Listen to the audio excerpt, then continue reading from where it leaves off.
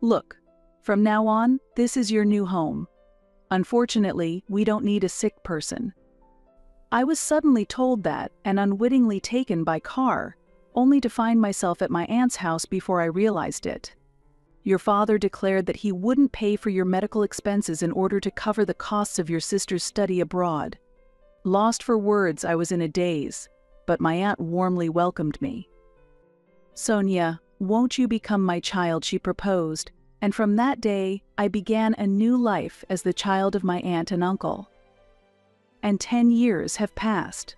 My name is Sonia. I have 2 sets of parents. I regard one set as the worst and deeply respect and cherish the other.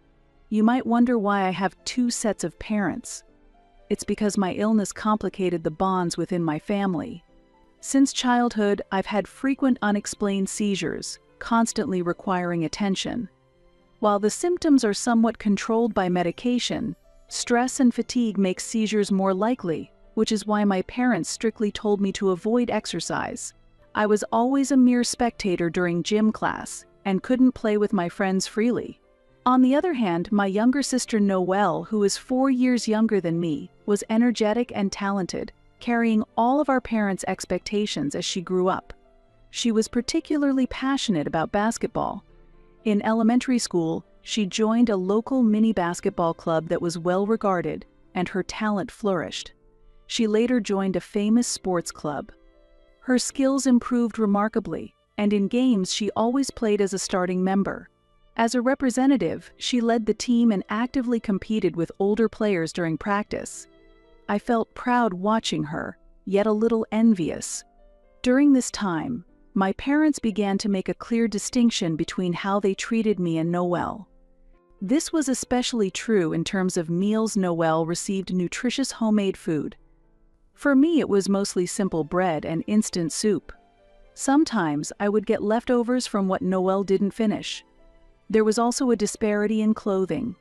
Noelle wore trendy children's clothes, while I was given hand-me-downs. For birthdays, Christmas, and school promotions, Noelle was treated specially, whereas I was often neglected. This discriminatory treatment became a part of my daily life. "Big sister, won't you play basketball with me?" my innocent younger sister would always ask cheerfully. She held the ball and looked at me with shining eyes. "Sorry, I can't do intense exercise," I reluctantly answered. Noelle looked up at the sky, pondering, then suddenly smiled. "We can at least pass the ball, right?" While saying this, she tried to hand me the basketball. I thought I could handle just practicing passes, but my parents disagreed. My mother was especially strict. As I reached to take the ball, she forcefully shook off my hand and yelled loudly, "Sonia, you never know when you might have a seizure, so don't do anything." Startled by her shouting, my sister froze in place. The ball dropped to the ground and slowly rolled away. Picking up the ball, my mother returned it to my sister with a smile. "Noelle, let's practice passing together," she said. After glancing at me, she spoke kindly to my sister and walked away with her. After they left, I felt a deep sadness and irritation, and I cried alone. A memorable event occurred when I was in the first year of middle school, and Noelle was in the 3rd grade of elementary school, on a spring day. I felt unwell from the morning and was bedridden. Due to my sister's important game, my parents left me at home and went to the match. When I'm feeling ill, it'll be more likely for me to have seizures, I thought. The overlap of feeling unwell and being left alone heightened my anxiety, accumulating stress, and by noon I had a severe seizure. Feeling the danger, I immediately called an ambulance. When I woke up, I was on a hospital bed. Just as I woke up, a nurse who came to change my IV noticed and smiled at me. "Sonia, you're in the hospital. Do you understand me?" she asked, and I nodded in response. Looking carefully around, there was no sign of my family in the hospital room. "Excuse me, has my family visited?" I asked. "The family is scheduled to come tomorrow morning. You'll be on your own tonight," the nurse replied. This confirmed that my parents and sister had not yet returned from the basketball trip. Even when I'm taken away by an ambulance, nobody's worried about me. It's like I'm not family, just a nuisance. I thought to myself as tears welled up and blurred my vision. I covered my head with a blanket and cried silently. After being taken away by an ambulance, my parents, facing criticism from the neighbors, started leaving me at my aunt's house, who is my father's sister. My aunt and uncle work at a game development company, and as they had no children of their own, they were always happy to have me over every week. It's fun having Sonia around. It's like having our own child, my aunt would always say. They loved games and would teach me about their favorite ones, which made me look forward to visiting. One notable game was one they developed together, set in a fictional world. It was incredibly engaging, and I would play it for hours. They always served me the same meals they ate themselves. My aunt's cooking was exceptional, and I often asked for seconds. I've always wanted to pick out children's clothes, my aunt said as she joyfully chose clothes for me. Visits to my aunt's house became my emotional support, making me feel cherished and providing a place of solace. As the first term of my first year in junior high came to an end and summer vacation was approaching, my father took me to my aunt's house. The car was packed with luggage, and I was excited about the prospect of spending the summer vacation there. After arriving and unloading my things, my father unusually came inside, appearing to be in a good mood, but my aunt looked concerned. Feeling the unusual atmosphere, I began to feel anxious. However, since my relationship with my father was not very good, I couldn't ask him directly about my concerns. While I was trying to gauge the situation, my father spread his arms wide and cheerfully said, "Look, from now on, this is your new home. Unfortunately, we don't need a sick person." What? I was shocked, and my father's voice was jovial. Even though my aunt and other relatives were angry, it seemed my parents were not listening. Their minds were completely occupied with my sister's basketball scholarship abroad. "To cover the costs of your sister's study abroad, we won't pay for your medical expenses." No matter how much my aunt and uncle tried to persuade them, their efforts did not reach my parents. "If you stop the treatment for her illness, I will take Sonia in," my aunt declared resolutely. My parents readily accepted the proposal. That's how I learned that my parents had let go of me. Speechless and shocked, my aunt gently spoke to me. "Your father said you wanted to leave home too." That's why I agreed. But seeing your reaction now, it seems you weren't told anything. There's still time to fix this. You should have a proper talk with your parents and reach a conclusion. Is it still possible now? We might be able to talk, but repairing my relationship with my parents feels too late. I can't think of them as family anymore. I shook my head vigorously as I met my aunt's gaze. "If it's okay with you, Auntie, I want to stay here. Sonia, I promise I won't be a burden. I'll help out around the house actively. So please let me stay here." I stood up slowly and begged her. "If I were driven out of this house, I would have nowhere else to go. I want to live in your house, Auntie, please." I pleaded, my voice quivering. A sense of confusion hung between my aunt and uncle. I was anxious about how they would react, unable to stop my body from shaking. Then, my aunt gently stroked my head. "Sonia, won't you become our child?" I looked up to see my aunt and uncle smiling warmly at me. "Yes, please," I answered, tears of relief flowing. My aunt, tears in her eyes, hugged me tightly. My uncle, wiping away his tears, watched over us. From that day, I became the child of my aunt and uncle. Eventually, we completed a special adoption process, and I legally became their child. Thanks to this, I was able to actively participate in physical education classes and enjoy playing with my friends. I also saw an improvement in my health and rarely worried about my illness anymore. I am truly happy to be living with my aunt and uncle. Afterward, I started competing in trading card games. Despite the risk of seizures, my aunt and uncle did not stop me but supported me, allowing me to focus on the competition. A strong desire to repay them someday was born in my heart. I joined the trading card club upon entering high school. This school's trading card club is well known in the competitive trading card world. I was excited to grow and develop in such a stimulating environment, and I was happy to be able to showcase my abilities. In my second year of high school, I won the national championship, surpassing other prestigious schools. Unable to contain my joy, I ran home that day to share the good news with my aunt and uncle. By then, the seizures from my illness had almost completely stopped. Before graduating from high school, I was informed by a doctor that my illness had completely healed and I had become as healthy as my sister. After high school, I continued competing in trading cards, with my aunt and uncle always supporting me. When I performed well, they celebrated my success as if it were their own. I started to achieve stable good results after turning 20. Now at 22, I am known as a top player and recognized as the queen of trading cards. It has been about 10 years since I was taken in by my aunt and uncle. I thought it might be time to give something back. Christmas is coming up, and I want to make my aunt and uncle happy, I thought. I made plans while feeling the cold winter air on my way home. Upon arriving, I noticed several unfamiliar shoes at the entrance. I'm home. Is someone here? I asked as I entered the house. In the living room, a high school girl was sitting on the sofa, and my aunt greeted me as I walked in. Welcome back. Who is this girl? I asked reflexively, but she seemed familiar. Wait, that face. Noelle, Sonia? I heard her voice.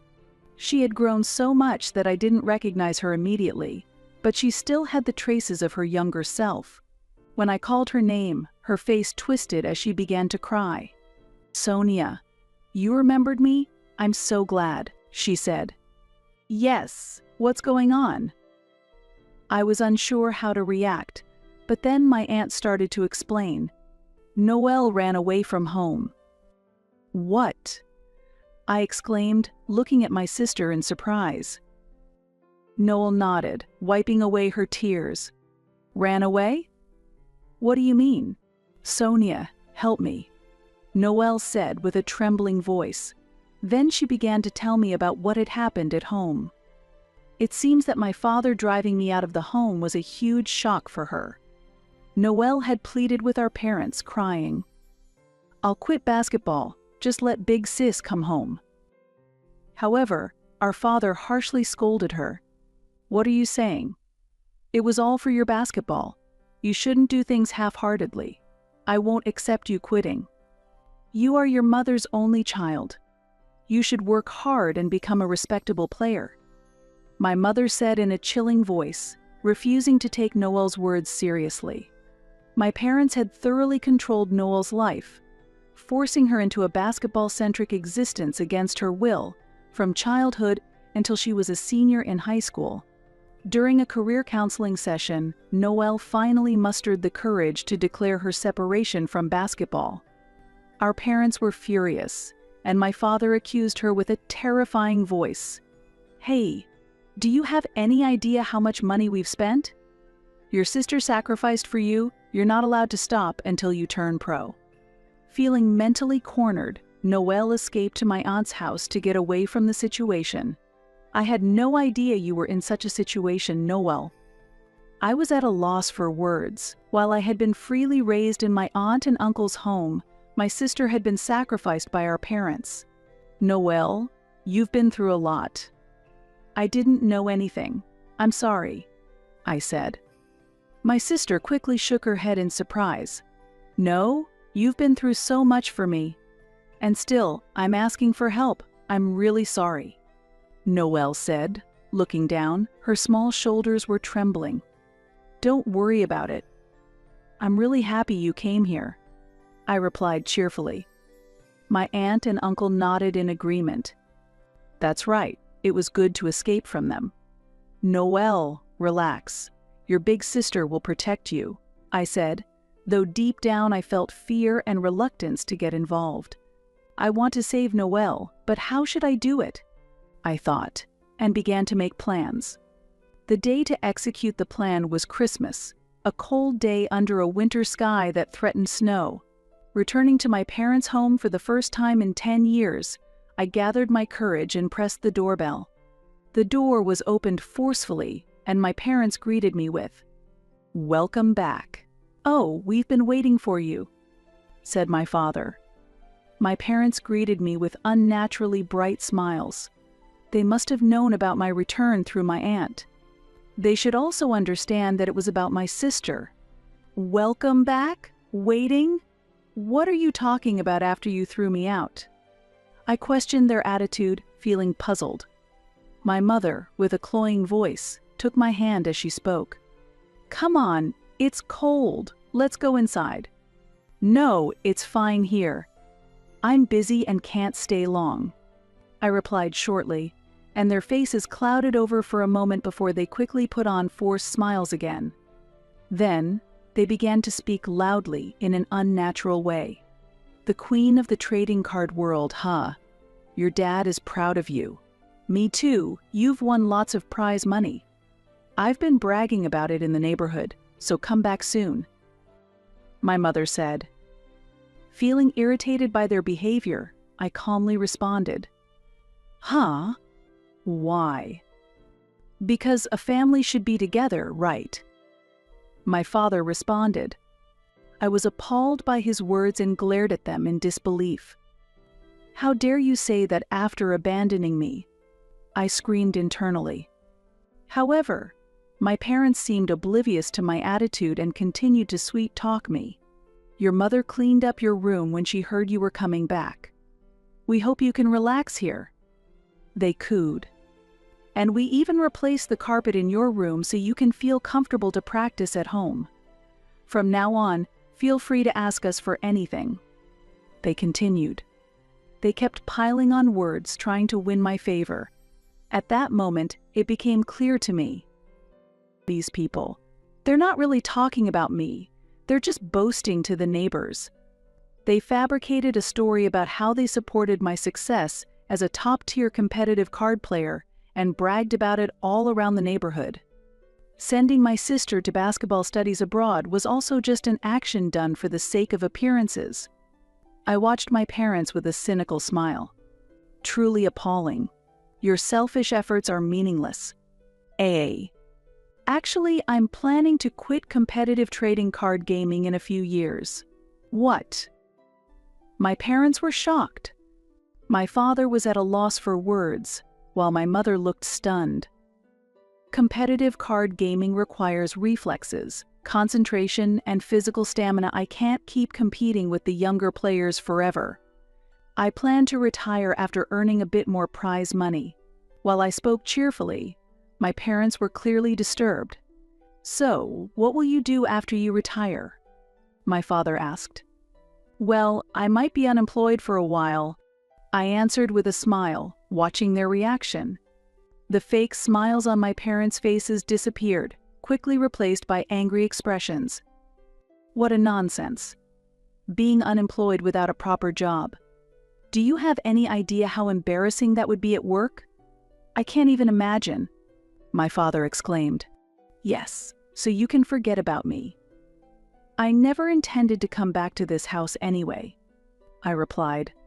How insolent, my father shouted. His voice echoed through the quiet neighborhood, causing my mother to panic and look around, wary of the neighbors' eyes. Firstly, I came here today to discuss Noelle's situation. She is currently living healthily with me at our aunt's house. What did you say? Have you kidnapped her? That's unforgivable. Give her back to her mother. Facing my mother, who suddenly pretended to be a victim, I stared her down and declared firmly, No, I have no intention of giving her back. Absolutely not. I will take care of my sister. What are you talking about? I will call the police. While they were agitated, I observed them calmly and responded clearly.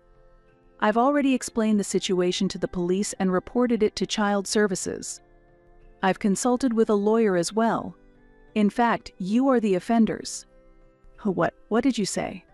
I have been consulting various professionals to continue supporting my sister, considering the possibility of being accused of kidnapping by my parents. I've also been researching legal regulations. Since Noelle has reached adulthood at 18, she can legally decide her own residence and future, surpassing parental rights. Noelle, having left home of her own will to avoid negative influences from our parents, faces no legal problems in choosing to live with me, her sister. With this fact behind me, I confidently confronted my parents and engaged them in this conversation. Staying with you only brings unhappiness.